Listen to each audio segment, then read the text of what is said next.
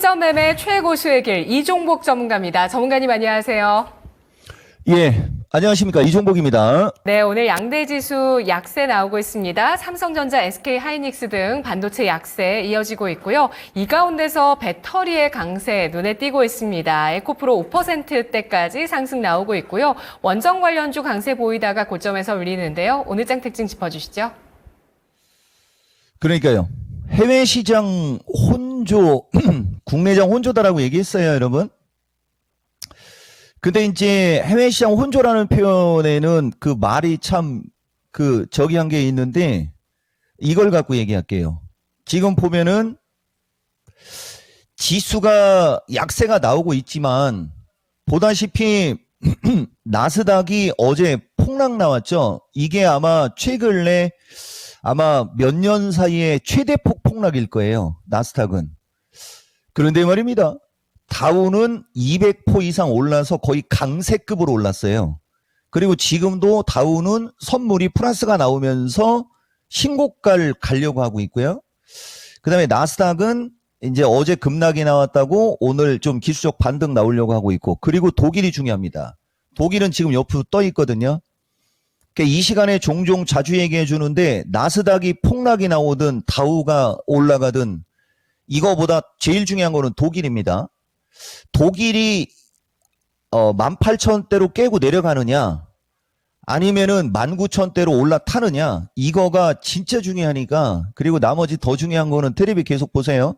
특히 신의 한수, 그 다음에 미스터 진단인가? 보면 우리는 실시간으로는 다 얘기가 들어가니까. 그래서 해외 시장 혼조라고 표현한 거고, 나스닥은 뭐 지금 기억이 안 나는데 어젠지 모르겠어요. 어쨌든 이번 주 간일 거예요. 애플을 제외하고 빅테크가 조금 거시기 하고 하면서 뭐 그런 얘기 좀 한 것 같아요, 여러분. 그게 지금 우리나라 주식시장에 그대로 녹아있다, 이렇게 보면 될 것 같고요.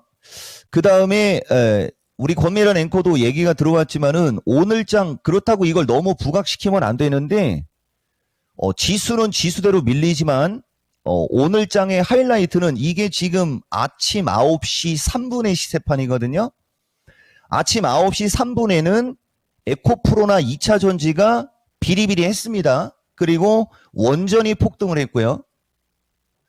근데 이것이 9시 30분을 기점으로 원전이 꼬리를 내리면서 주춤거리자 내가 이종복이야가 아니고 내가 2차전지야라고 하면서 실금실금 반응이 나왔죠.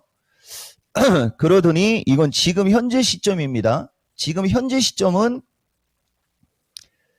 에코프로가 결국은 에코프로가 5% 올라가고 있고, 그 다음에 에너지 관련주들은 고점에서 확 밀어버리는, 이게 참 안타까운 우리나라 주식시장의 특징이지만은, 그래서 이렇게 굵은 주식이나 아니면 어떤 이슈에 의해서 급등을 하면 우리나라뿐만 아니라 다른 나라도 아마 비슷할 거예요. 이게 따라가면은 이렇게 물려요.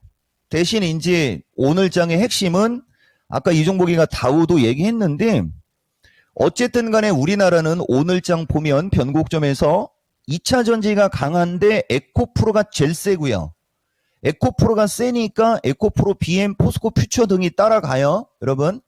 그리고 에너지도 단발성은 아닙니다.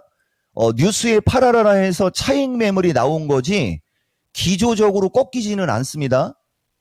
요거는 조금 있다가 만약에 시간이 되면 대신 이거 보세요, 여러분. 한국가스공사 같은 경우는 이거 만약에 따라간 사람들이 있었으면 지금 아마 그죠? 동호회 하고 싶을 거예요. 대신 이것도 이제 기술적 반등은 나올 수는 있을 것 같지만은 한국가스공사가 올라간 걸 따라가는 사람들하고 두산 에너빌러티가 아침에 떴을 때 따라가는 사람들하고는 약간 급수가 달라요.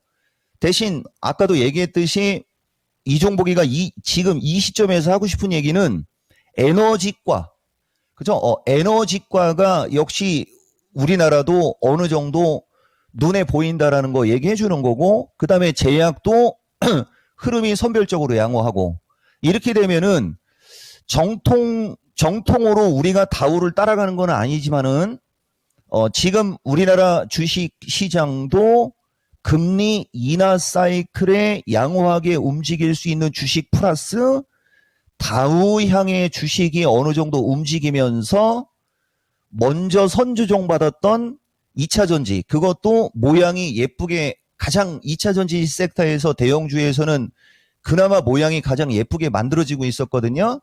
그 종목이 움직이는 걸로 봤을 때, 그죠? 아직은 할만하다. 그죠? 이렇게 표현할 수 있고, 상대적으로 반도체 쪽도 마냥 이렇게 약세를 주지는 아마 않을 거예요. 요거는 이제 중간에 이 종목의 특징이 나간 건데, 특징은 없어도 한번 얘기했어요. 그리고 로봇 관련주도 오늘장도 보면 하반 경직성은 양호합니다. 그래서 전체적으로 오늘장 핵심은 트럼프의 특징이 전형적으로 나오고 있는 거예요. 지금 트럼프 후보자, 대통령 후보자의 먼저 이야기하는 말에 의해서 주식시장이 쥐락펴락하고 있지만 결국은 움직일 주식이 움직이는구나. 이렇게 정리할 수 있습니다. 네, 스포트라이트를 받고 있는 트럼프 후보의 인터뷰 발언에 어제 각국 증시가 움찔했습니다. 대만, TSMC, 또 우리 코스닥과 국내 반도체 주들이었는데요. 하지만 이런 파고를 우리가 잘 헤쳐나가고 있다라는 분석을 해주셨네요. 어제 신의 한 수에서도 그 내용이 나왔다고 하고요. 금리 인하, 다우향 종목들, 낙폭과대의 긍정적인 또 차트를 만들어 나가고 있는 종목들의 상승세 눈에 띄고 있습니다. 오늘장 어떤 투자 전략 세울까요? 그러니까 이제 이게 2차전지 이 종목은 최근에는 긍정으로 이야기하는 게 맞아요, 여러분. 근데 이제 지금처럼 이렇게 지수가 확 급락을 해버리면은, 가다가 주춤거리는 거는 어느 정도 좀 인정을 해줘야 돼요. 대신 이제 어쨌든 간에 요거는 내가 꼭 설명을 한번 해야 되는데 시간이 부족한 관계로 말로 좀 할게요. 일단은 종합은 390 돌파, 387 지지 체크로 놓고 한번 얘기해 볼게요, 여러분. 7월 초순에 7월 4일이에요. 남북 공동성명 74 남북 공동성명 때 내가 이 시간에 두 개 선 자리에만 가면 조종받았고 하면서 얘기했던 그거 얘기해 주면서 경계 얘기해 줬어요, 여러분들한테. 그 지금 나오고 있는 거예요. 지금 주식시장의 특징. 그다음에 이 시간에 계속 지수는 고점권에 부담이 있다라고 하면서 지수 관련 시총상이 재미없을 거라고 지난주 목요일 날 얘기 들어왔죠, 여러분? 이거예요. 그리고 미스터 진단에서도 이번 주 이 종목은 우리나라 시장은 390에서 387 수준으로 좀 밀리는 거 분명하게 얘기해 줬거든요. 그게 이제 이런 식으로 흘렀다면, 자, 추세 패턴의 중요성으로 갈게요. 이렇게 흘렀다면 이거 에코프로는 지금 어느 위치에 와 있어야 되냐면요. 이거 지금 12만 원에 와 있어야 돼요. 근데 이게 트럼프 이슈 생기면서 가려고 하다가 여기서 뒤통수를 맞고 올라온 거기 때문에 아마 한 10만 원 위로 올라서 후장에 가서 어떻게 될지 모르겠어요. 지수가 자꾸 저렇게 흘러내리면 탄력은 떨어지겠지만은 어쨌든 간에 추세 패턴 중요성에서 이야기하고 싶은 것은 지수는 지수 조정 중이고 지수가 약한 걸 모르는 게 아니에요, 여러분. 근데 우리가 주식하는 입장에서는 내가 파생방송이 아니고 주식방송이라고 얘기를 해주는데 주식은 어차피 지금 약세를 줘도 한 달 뒤, 두 달 뒤에 올라갈 수 있다면 그 약세를 주는 주식에 관심을 갖는 게 맞는 거예요. 다만 지금 올라가는 주식이 한 달 뒤, 두 달 뒤에 가면 밀릴지라도 지금은 움직임이 좋으니까 지금 움직임이 좋은 거 해도 되잖아. 좋은 얘기죠. 대신 그런 건 단기 대응밖에 안 되잖아요, 여러분. 그래서 단기냐 중기냐를 결정하는 게 되게 중요해요. 그래 지금 보면 최근에 신고가형으로 올라간 저 대부분의 모든 주식은 단기형 주식밖에 안 된다는 거죠. 어차피 지금 사봤자 밀려요. 지난번에 여러분들한테 엔비디아 이 종목이가 조심하라고 얘기했어요, 여러분. 아마 어제도 신의 한 수에서도 아마 엔비디아는 조심하라고 내가 얘기했는데 근데 이게 엔비디아가 나중에 예를 들어서 한 3개월 정도 뒤에는 3개월 정도 뒤에는 다시 올라가 있을 수 있는 주식이거든요. 그러니까 이제 이런 거, 그런 경우는 흐를 때 저점 매수를 해놓으면 되는 거예요. 근데 지금 보면 어쨌든 엔비디아는 기술적으로 찝찝합니다. 아마도 130달러는 못 올라갈 거고 110달러가 깨질 거거든요. 이것도 한번 만나 틀리나 보세요, 여러분. 그렇게 되면은 지금 현재 시점에서도 함부로 저점 매수하면 안 되죠. 그러면 어느 쪽에서 저점 매수를 해야 되느냐? 110달러 언저리로 밀렸을 때. 그 다음에 130달러 이상은 죽어도 못 올라간다 그러면 만약에 본인들이 물려 있다면 130달러 언저리로 올라올 때 팔아야 되는 거거든요. 이걸 우리가 추세 패턴 중요성에서 지지와 저항이라고 합니다. 자, 다시 이쪽으로. 그래서 이 종목은 어차피 나중에 올라갈 것 같으면 긍정으로 얘기해줘요.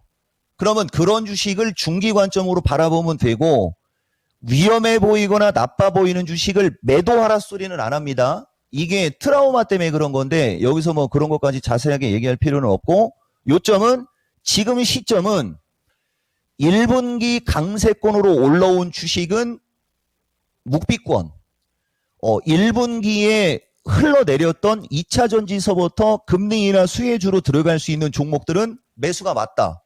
그리고 2차 전지가 지금 모양이 만들어지는데 저 2차 전지 아니었으면 주식시장 진짜 날아갑니다. 그래서 2차 전지를 조금 더 긍정으로 표현했고, 나머지 다우향과 이런 거 관심 있게 보시면 충분히 주식시장 조정권이어도 수익 낼 수 있음, 이런 표현을 여러분들한테 이야기한 겁니다. 네, 알겠습니다. 엔비디아의 전략 나왔고요. 그리고 1분기 강세의 종목은 일단 지금 묵비권의 시즌이라고 합니다. 대신에 1분기에 못난이 주식이었던 종목군들의 움직임, 배터리를 중심으로 잘 보면서 단기, 중기 전략 따로 잘 세우는 것 중요한 시점이라고 봐주셨습니다. 분석 잘 들었습니다, 전문가님. 예, 고맙습니다. 오후에 뵙겠습니다. 네, 실전 매매 최고수의 길. 오늘의 전략은 추세 패턴의 중요성이었습니다. 이종복 전문가였습니다.